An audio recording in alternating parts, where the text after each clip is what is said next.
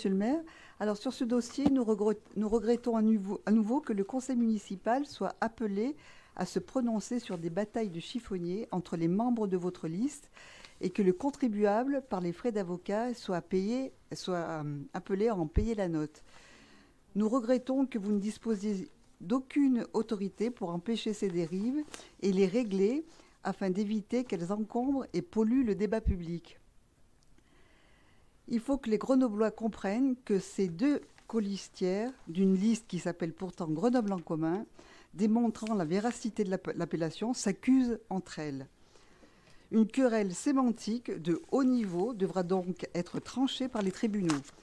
C'est dire l'état de votre majorité, où elle en est arrivée et la valeur de vos leçons indignées sur les comportements et les propos de la droite, qui n'est pourtant aucunement prise en défaut, contrairement à vous.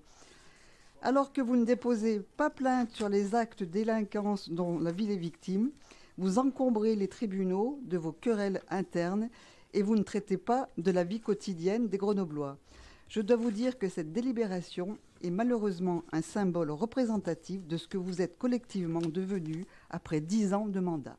Je voudrais la parole, s'il vous plaît. Merci. Donc, monsieur le maire, ça s'adressait à monsieur le maire. Bon, il est parti. Alors, vous formulez ici une demande de protection fonctionnelle suite à la plainte pour diffamation que vous avez déposée contre monsieur Pascal Clairotte dans le cadre des dossiers de la Fête des Tuiles et du Crédit Agricole. Sauf erreur de notre part, il s'agit là d'une procédure que vous avez engagée en février 2022. Nous sommes donc très étonnés que vous ayez mis plus de 2 ans pour solliciter la protection fonctionnelle. Sauf erreur de notre part, vous avez également été débouté de ces recours en référé et condamné aux dépens. Pour le dire en d'autres termes, vous avez perdu. Pouvez-vous nous expliquer comment vous justifiez cette demande de protection fonctionnelle qui revient à faire prendre en charge aux contribuables grenoblois les frais d'une procédure dont vous avez été débouté? Merci.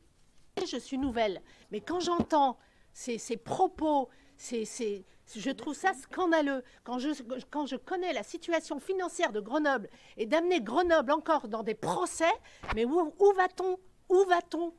Vous ne pouvez pas régler ça en interne? Non mais franchement, c'est scandaleux.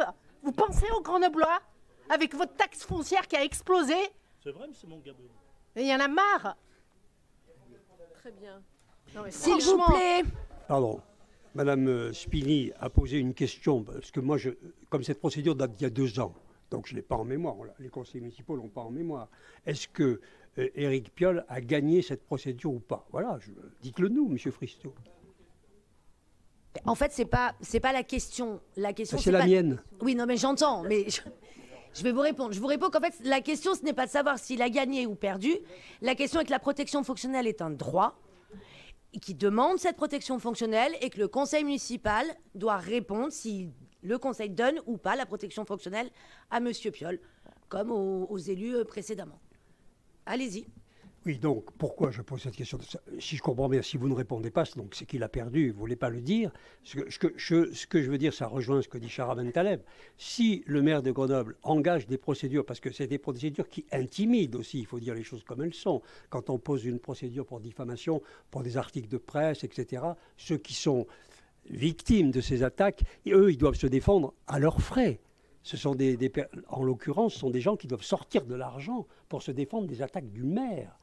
En justice. Et lui, le maire, au moment où il va faire sa déclaration d'impôt, 2 ans après, il se dit, tiens, au fond, est-ce que je ne pourrais pas faire rentrer cette facture? Non, je pense qu'on assure la protection fonctionnelle du maire, c'est la raison pour laquelle je suis en désaccord avec la présidente du groupe socialiste, qu'on accorde la protection fonctionnelle du maire quand il est attaqué, menacé, injurié, et qu'il se soit défendu, et qu'il avait raison. Bien sûr, c'est une évidence. Dans ce cas-là, il n'a pas à payer de sa poche. Mais si lui s'amuse à poursuivre des Grenoblois, des journalistes, des intervenants, tant qu'il veut, comme il veut, qu'il gagne ou qu'il perde, et que c'est le contribuable qui paye, ça rejoint effectivement ce que dit Mme Chara Ben Taleb, c'est-à-dire qu'à la fois vos conflits internes et à la fois les attaques externes du maire, ça revient au contribuable.